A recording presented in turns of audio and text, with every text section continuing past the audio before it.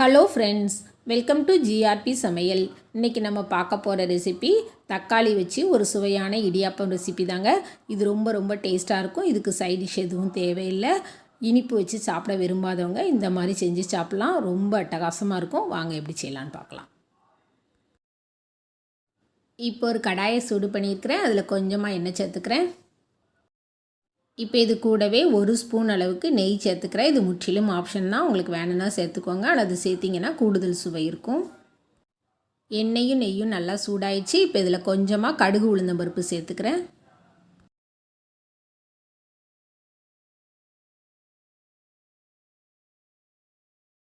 கடுகு நல்லா பொரிஞ்சிருச்சு. இப்போ இது கூட அரை ஸ்பூன் அளவுக்கு ஜீரகம் சேர்த்துக்கிறேன்.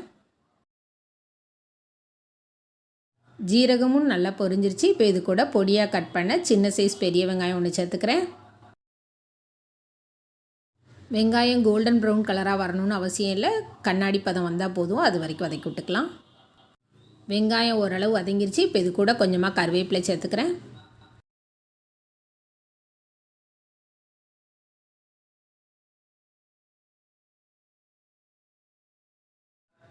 இப்போ இது கூட கொஞ்சமாக மஞ்சள் தூள் சேர்த்துக்கிறேன். ஒரு 1/4 ஸ்பூன் அளவுக்கு சேர்த்துக்கோங்க.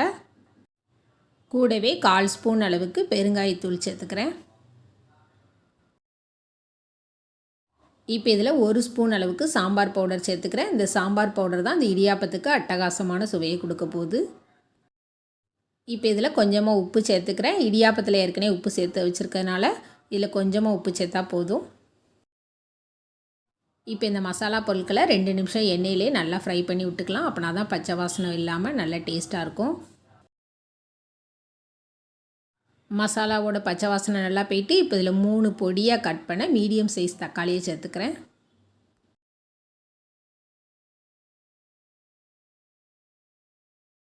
தக்காளி நல்லா வதங்கி சாஃப்ட் ஆயிடணும்.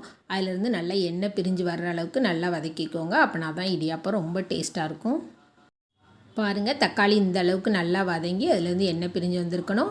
இப்போ இதில் நம்ம உதுத்து வச்சுருக்கிற இடியாப்பத்தை கொஞ்சம் கொஞ்சமாக சேர்த்து கிளறிக்கலாம்.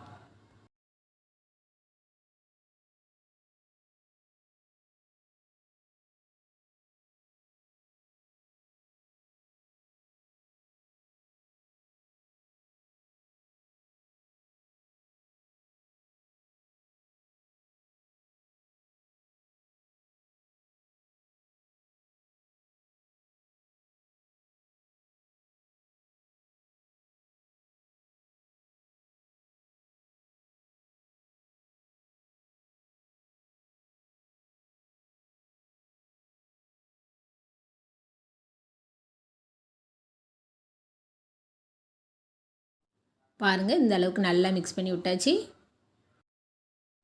இப்போ லாஸ்ட்டாக இதில் கொஞ்சமாக மல்லி இலை தூவி ஸ்டவ் ஆஃப் பண்ணிடலாம். சுவையான தக்காளி இடியாப்பம் ரெடி.